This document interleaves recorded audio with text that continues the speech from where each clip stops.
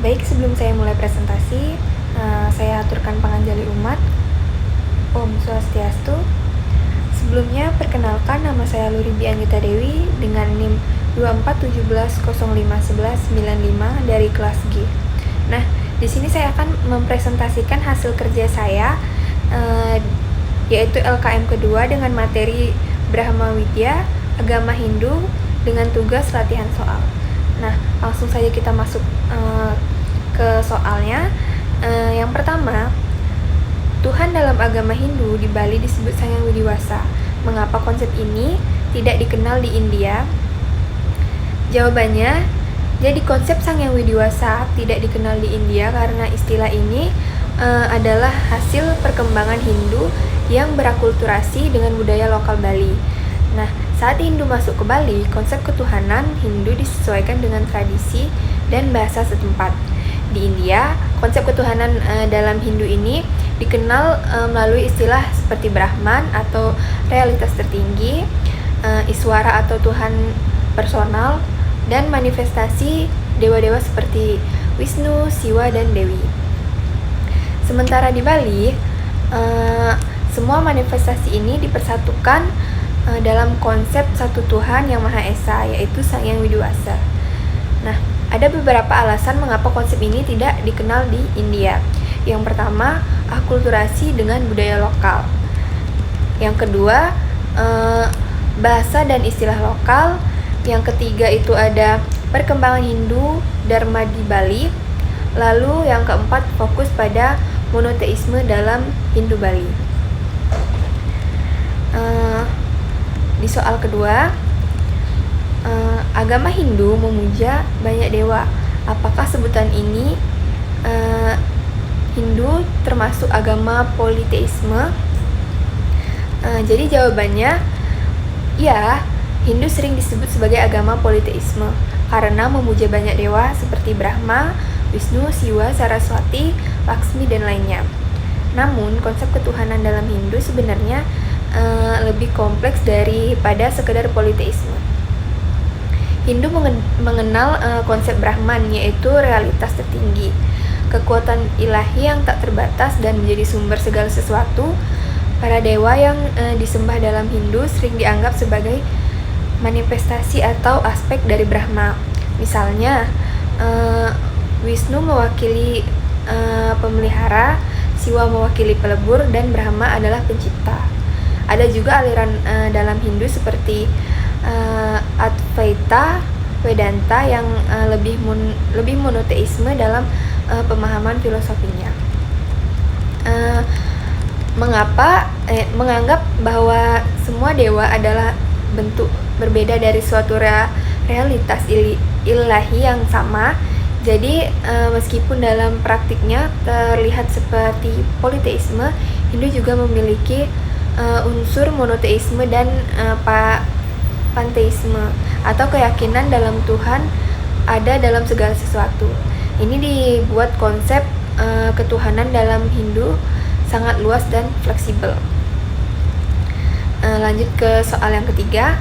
Agama Hindu mengandung suatu konsep filosofi yang disebut Brahma, yang sering didefinisikan sebagai kenyataan sejati, esensi bagi segala hal atau sukma alam semesta yang menjadi asal-usul serta sandaran bagi segala sesuatu dan fenomena. Di antara konsep apa perbedaan di tataran konsep apa perbedaan Brahma dengan Sang Hyang Widiwasa? Jadi jawabannya itu Brahma dan Sang Hyang Widiwasa sering dianggap serupa, tapi sebenarnya ada perbedaan konsep di antara keduanya. Sang Hyang Widiwasa bisa dianggap sebagai manifestasi Brahma dalam bentuk yang lebih mudah dipahami dan dipuja. Keduanya sebenarnya merujuk pada realitas ilahi yang sama, hanya saja didekati dari perspektif yang berbeda-beda. Brahman dari sisi filsafat mendalam, Sang Hyang Widiwasa dari sisi kepercayaan dan praktik ibadah sehari-hari. Nah, perbedaan utama dari Brahman dan Sang Hyang Widiwasa ini, yang pertama dari sifatnya. Brahman itu bersifat abstrak, transenden, dan tak terwujud. Sedangkan Sang Hyang Widi lebih personal, lebih dekat dengan pemujaan. Yang selanjutnya dari aspek asal konsep. Nah, Brahman itu berasal dari filsafat Hindu klasik atau Upanishad, sedangkan Sang Hyang Widi berasal dari Hindu Dharma di Indonesia atau Bali. Yang selanjutnya peran. Jadi Brahma ini memiliki peran realitas tertinggi dan esensi segala sesuatu, sedangkan Sang Hyang Widi memiliki peran Tuhan Yang Maha Esa atau penguasa alam semesta. Yang terakhir itu pada aspek pemujaan. Nah, Brahma itu sulit dipuja langsung karena sifatnya abstrak, sedangkan Sang Hyang Widiwasa dipuja dalam berbagai bentuk dan manifestasi. Lanjut ke soal selanjutnya itu saat ini banyak komentar di media sosial tentang Hare Krishna ingin dikeluarkan dari Hindu dari Hindu. Nah, menurut Anda mengapa demonstrasi menolak Hare Krishna muncul dan berikan solusinya? Jadi jawabannya itu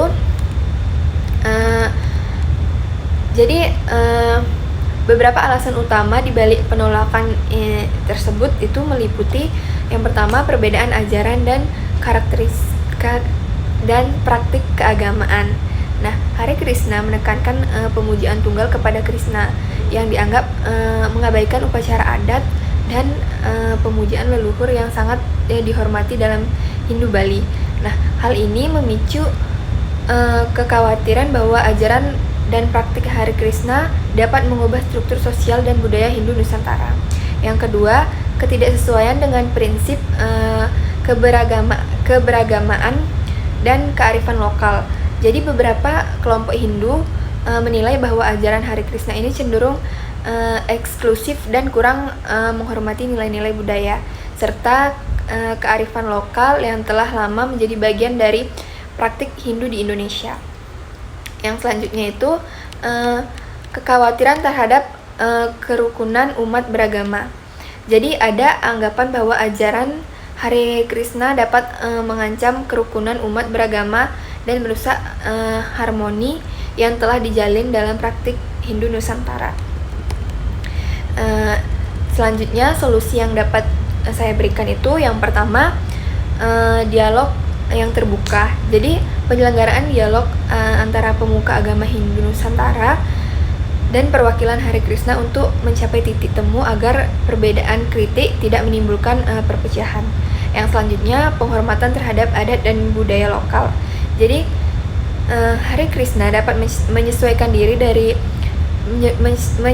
diri dengan menghormati adat dan budaya Hindu lokal tanpa harus menghilangkan keyakinan mereka sendiri. Lalu yang ketiga itu peran dari mediator PHDI.